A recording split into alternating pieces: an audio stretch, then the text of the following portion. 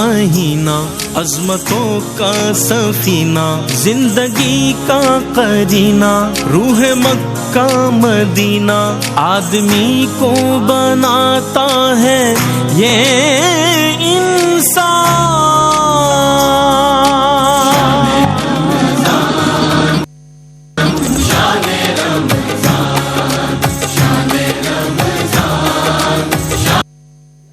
جی خوش آمدید۔ آج ہم گزشتہ سے پیوستہ اپنا جو قرآنی واقعہ ہے اس کو کریں گے۔ اللہ تعالیٰ نے اس دنیا میں آدم علیہ السلام کو بھیجنے سے قبل جنت کی زندگی عطا فرمائی تھی۔ As we all know about this کہ تخلیق آدم کے بعد اللہ تعالیٰ نے حضرت آدم و حوا علیہ السلام کو جنت میں مسکن عطا فرمایا تھا۔ مقیم تھے وہ جنت کے، جس کا ذکر قرآن پاک میں اس طرح ہے: اور ہم نے کہا ہے آدم، آپ اور آپ کی زوجہ اسی جنت کو اپنا مسکن بنائیں اور جنت کی نعمتوں میں سے جو چاہیں آپ کھائیں، مگر ایک مخصوص درخت کے قریب مت جائیے گا ورنہ آپ ظلم کرنے والوں میں سے ہو جائیں گے۔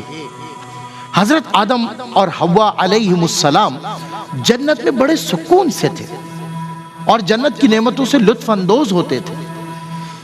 کبھی بھی اس درخت کے قریب نہ گئے جس کا اللہ نے انہیں منع فرمایا تھا، مگر طویل عرصے کے بعد شیطان مردود، کھلا دشمن ہمارا، جو آلریڈی آدم علیہ السلام سے حسد کرتا تھا، بڑی اس کو جیلسی تھی کہ مجھے آگ سے بنایا، ان کو مٹی سے بنایا، میں ان کو سجدہ کروں، میں تو ان سے اعلیٰ ہوں، آگ کا کام ہوتا اٹھنا ہے نہ کہ بچھنا، جبکہ ان کے آگے بچھنا بنتا ہی نہیں، یہ میرے آگے بچھے۔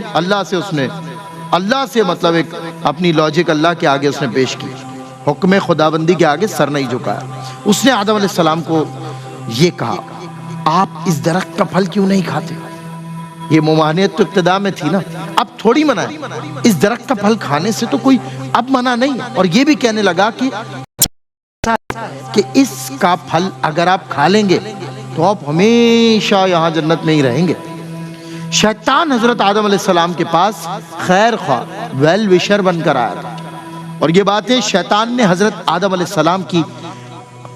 السلام کو جب یہ باتیں شیطان بتانے لگے تو اللہ رب العزت کی اس نے قسم اٹھائی، اللہ کی قسم اٹھا کر اس نے آدم علیہ السلام سے یہ باتیں کہیں کہ آپ یہ پھل کھا لیں آپ ہمیشہ جنت میں رہیں گے۔ یعنی شیطان نے آدم علیہ السلام کو اللہ کا نام لے کر دھوکہ دیا۔ سمجھنے کی بات ہے ناظرین، اللہ کا نام لے کر شیطان نے دھوکہ دیا۔ یہ اس وقت کی بات ہے کہ جس وقت جھوٹ بولنے کا کوئی کانسیپٹ ہی نہیں تھا، کوئی تصور ہی نہیں تھا، جھوٹ ایجاد ہی نہیں ہوا تھا۔ تاریخ عالم میں اس سے پہلے جھوٹ کا کوئی وجود ہی نہیں تھا۔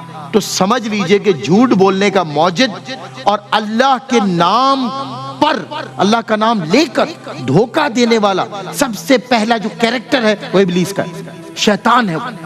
سو جب اس نے حضرت آدم علیہ السلام سے کہا تو اللہ کی قسم دینے کے سبب حضرت آدم علیہ السلام نے اس کی بات مان لی۔ ظاہر ہے اب اللہ کا جب نام لیا جائے گا، آدم اللہ کے مطیع و فرمانبردار پیغمبر، ان کے سامنے رب کا نام لیا جائے، ابراہیم کے سامنے نام لیا جائے، ابراہیم اپنے پورے جو ان کے مواشی ہیں ان کا ریوڑ عطا فرما دے کہ ایک بار اللہ کا نام سنا۔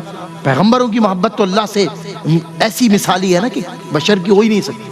تو آدم علیہ السلام کے سامنے شیطان نے نام لیا، قسم کھائی، انہوں نے بات مانی اور اس درخت سے پھل کھا لیا۔ اللہ اللہ اللہ، پھل کا کھانا تھا کہ اللہ تعالیٰ کی حکمت اور تدبیر متوجہ ہو گئی، اٹینشن ساری آدم علیہ السلام کی طرف فوکس ہو گیا۔ آدم علیہ السلام، اللہ تعالیٰ نے حضرت آدم علیہ السلام سے فرمایا، جاؤ جنت سے اب زمین کی طرف، وہاں تمہارے لیے خاص وقت تک اسباب اور زندگی ہے۔ اب تمہارا مسکن زمین ہے ایک ٹینٹیٹو پیریڈ تک کے لیے۔ اور اس طرح حضرت آدم علیہ السلام جنت سے زمین پر تشریف لائے اور زمین پر انسانوں کی آبادی کا آغاز ہو رہا ہے۔ حضرت آدم علیہ السلام جس جگہ زمین پر اترے، جس مقام پر اترے، تو کہتے ہیں کہ وہ جگہ سرندیپ کی ایک پہاڑی تھی جسے کوہ آدم بھی کہا جاتا ہے۔ وہاں پر آج بھی حضرت آدم علیہ السلام کے قدم مبارک موجود ہیں۔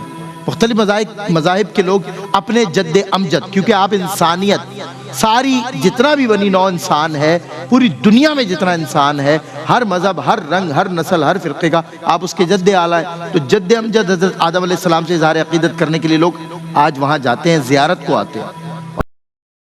حوا علیہ السلام اتری، اس مقام کو جدہ کہا جاتا ہے۔ یاد رکھیے جدہ عربی زبان میں وادی کے لیے استعمال ہوتا ہے۔ سعودی عرب کے اس علاقے کا نام جدہ حضرت حوا علیہ السلام کی مناسبت سے ہی رکھا گیا، کیونکہ وہ تمام انسانوں کی جد ہے، تمام انسانوں کی پہلی ماں ہے۔ اس کے بعد حضرت آدم علیہ السلام اور حوا علیہ السلام کی ملاقات میدان عرفات میں ہوئی۔ میدان عرفات کا مطلب ہے جان پہچان کی جگہ، عرفات سے جان پہچان کی جگہ۔ میدان عرفات کو میدان عرفات بھی اسی مناسبت سے کہا جاتا ہے ناظرین، کہ اسی میدان میں ان دونوں نے ایک دوسرے کو پہچانا اور دوبارہ ملے۔ روایات میں آتا ہے کہ حضرت آدم علیہ السلام زمین پر تشریف لائے تھے تو اپنے ساتھ حجر اسود بھی لے کر آئے تھے، جو کہ آج خانہ کعبہ میں نصب ہے، اور ہم اس کی زیارت کے لیے اس کو چومنے کی خواہش میں جب طواف کرتے ہیں کعبے کا تو ہر چکر میں ہماری خواہش ہوتی ہے کہ ہمیں اس کو چومنا نصیب ہو جائے، ہاتھ لگانا، لیکن استلام موسٹ پروبیبلی ہمیں نصیب ہوتا ہے، کوشش کر کے لوگ چوم بھی لیتے ہیں، لیکن علماء کرام نے منع فرمایا کہ کسی کو تکلیف نہ ہو۔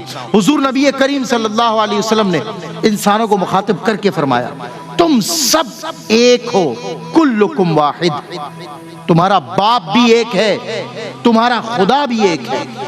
ناظرین، بے شک اولاد آدم ہونے کے اعتبار سے ہم سب کے سب الحمدللہ ایک ہیں، ایک باپ کی اولاد ہیں، سب انسان آدم اور حوا کی اولاد ہیں۔ آج کے لیے بس اتنا ہی، انشاءاللہ آگے کی جب بات ہوگی، ایک خدا ہونے کے اعتبار سے ہم نے جو تصور پیش کرنا ہے وہ انشاءاللہ آنے والی نشستوں میں پیش کیا جائے گا۔ آدم علیہ السلام کی یہاں تک کی گفتگو آپ نے سماعت کی، کل یہیں سے آغاز کریں گے اور ملاقات ہوتی ہے آپ سے ARYB گلوبل کے پروجیکٹ صحت مند پاکستان۔ رحمتوں کا مہینہ، عظمتوں کا سفینہ، زندگی کا قرینہ، روح مکہ مدینہ، آدمی کو بناتا ہے یہ